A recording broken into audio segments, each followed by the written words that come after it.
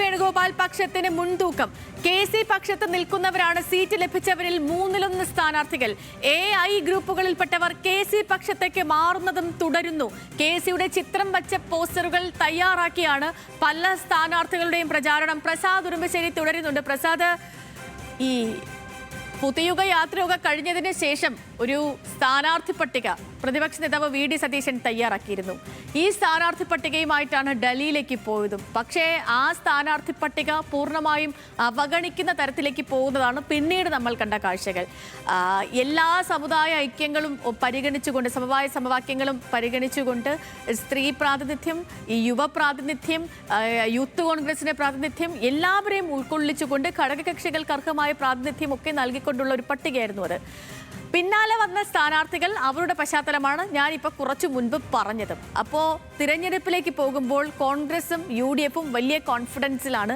100 സീറ്റിൽ team UDF വിജയിക്കുമെന്ന് ഇന്നലെയും പ്രതിപക്ഷ നേതാവ് പറഞ്ഞു. ഇന്നും അദ്ദേഹം അങ്ങനെ തന്നെ പറയുകയും ചെയ്യും. പക്ഷേ പ്രതിപക്ഷ നേതാവിനെതിരെ ഒരു ടാർഗറ്റഡ് അറ്റാക്ക് നടക്കുന്നുണ്ടോ എന്നത് നമ്മൾ ഈ സീറ്റ് നിർണ്ണയങ്ങൾ നടക്കുന്ന സമയത്ത് സ്ഥാനാർത്ഥി ചർച്ചകൾ ഇങ്ങനെ പ്രത്യേകിച്ച് 2ാം ഘട്ട പട്ടികയ്ക്ക് വരാനുള്ള ആ ഒരു വൈകൽ ആ സമയത്തെ സംസാരിക്കുകയായിരുന്നു.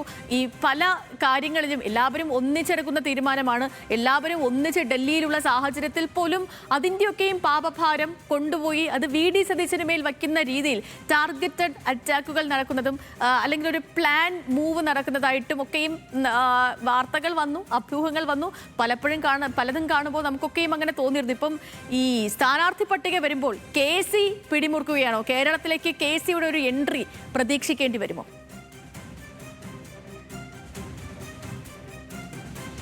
സതിലക്ഷ്മി ഇതിന്റെ ഇൻട്രോയിൽ പറഞ്ഞത് തന്നെയാണ്. കാരണം ഈ അമിതമായ ആത്മവിശ്വാസം തന്നെയാണ് ഈ ഗ്രൂപ്പ് ഇത്രത്തോളം ശക്തിപ്പെടാൻ വേണ്ടിയുള്ള ശ്രമങ്ങൾ നടക്കുന്നതെന്നാണ്. ഇപ്പോൾ KC വേണുഗോപാലിന്റെ പക്ഷത്ത് നിൽക്കുന്ന ആളുകൾ അവർ 6 മാസം മുമ്പേ അവരുടെ പ്രവർത്തനങ്ങൾ സജീവമായി തുടങ്ങിയിരുന്നു എന്നുള്ളതാണ് നമ്മൾ മനസ്സിലാക്കുന്നത്. ഓരോ ജില്ലയിലും KC പക്ഷത്തിന്റെ സൈബർ വിങ്ങുകളുണ്ട്. അവരാണ് ഇപ്പോൾ ഈ സ്ഥാനാർത്ഥികളുടെ ചിത്രം KCയോടൊപ്പം നിൽക്കുന്ന ചിത്രങ്ങൾ പങ്കുവെച്ചുകൊണ്ട് സോഷ്യൽ മീഡിയകളിലൊക്കെ പങ്കുവെച്ചുകൊണ്ടുള്ള പ്രചരണം ആരംഭിച്ചു കഴിഞ്ഞു. ചില സ്ഥാനാർത്ഥികൾ അത് അവരുടെ ഫേസ്ബുക്കിലും ഷെയർ ചെയ്തിട്ടുണ്ട്. ഇപ്പം നാട്ടിക സ്ഥാനാർത്ഥിയായിട്ടുള്ള സുനിൽ ലാലൂർ അദ്ദേഹത്തിന്റെ ഫേസ്ബുക്കിൽ KC വേണുഗോപാലിന്റെ ഒപ്പം നിൽക്കുന്ന ചിത്രമാണ്, അദ്ദേഹത്തിന്റെ മുന്നിൽ നിർത്തിയിട്ടുള്ള ചിത്രമാണ് പ്രചരിപ്പിച്ചിട്ടുള്ളത്. ഇത് പല സ്ഥാനാർത്ഥികളും ഇപ്പോൾ KCയോടൊപ്പം നിൽക്കുന്ന എല്ലാ ജില്ലകളിലും സ്ഥാനാർത്ഥികളുണ്ട്. ഏറെക്കുറെ അവർ 92 മണ്ഡലങ്ങളിലാണ് കോൺഗ്രസ് അവരുടെ കൈപ്പത്തി ചിഹ്നത്തിൽ മത്സരിക്കുന്നത്. ബാക്കി 95 മണ്ഡലങ്ങൾ മത്സരിക്കുന്നുണ്ട്.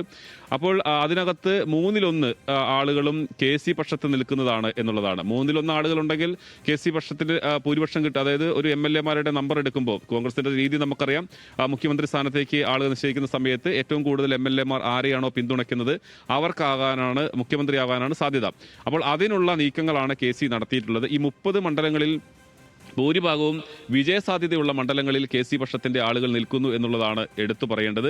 അത് KC വേണുഗോപാൽ അദ്ദേഹം ഉറപ്പു നൽകിയിട്ടുണ്ട്. അത്തരം ആളുകൾക്ക് പരമാവധി സീറ്റ് നൽകാനൊക്കെ ശ്രമം നടത്തിയിട്ടുണ്ട്. തൃശ്ശൂർ ജില്ലയിലാണ് ഏറ്റവും കൂടുതൽ അത്തരത്തിൽ KC പക്ഷത്ത് നിൽക്കുന്ന ആളുകളുള്ളത്.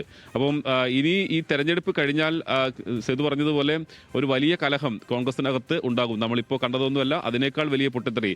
കാരണം VD സതീശൻ കഴിഞ്ഞ 5 വർഷമായി നടത്തിയിട്ടുള്ള പ്രതിപക്ഷ നേതാവ് എന്ന നിലയിലുള്ള അദ്ദേഹത്തിന്റെ പ്രവർത്തനങ്ങൾ, KPCC പ്രസിഡന്റ് ഉൾപ്പെടെയുള്ള ആളുകൾ ഇവിടെ നിൽക്കുന്നുണ്ട്. അതോടൊപ്പം സുധാകരൻ കലാപം ആദ്യം ഉയർത്തിയെങ്കിലും ഇപ്പോൾ അല്പം ശാന്തത ആയി നിൽക്കുന്നുണ്ട്. പക്ഷേ ഇതെല്ലാം രമേശ് ചെന്നിത്തലയുണ്ട്, തീർച്ചയായും അദ്ദേഹവും അതെല്ലാം പ്രതീക്ഷിച്ച് നിൽക്കുന്നുണ്ട്. അപ്പോൾ രമേശ് ചെന്നിത്തലയ്ക്കൊപ്പം നിൽക്കുന്ന ആളുകളുണ്ട്, VD സതീശനൊപ്പം നിൽക്കുന്ന ആളുകളുണ്ട്, KC വേണുഗോപാലിനോടൊപ്പം നിൽക്കുന്ന ആളുകളുണ്ട്. അതിൽ VD സതീശനോടൊപ്പം നിൽക്കുന്ന ആളുകളുടെ എണ്ണത്തിൽ കുറവ് വന്നു എന്നുള്ളതാണ് എടുത്തു പറയേണ്ടത്. അദ്ദേഹം 100+ എന്നുള്ളതാണ് UDFന്റെ ആത്മവിശ്വാസം.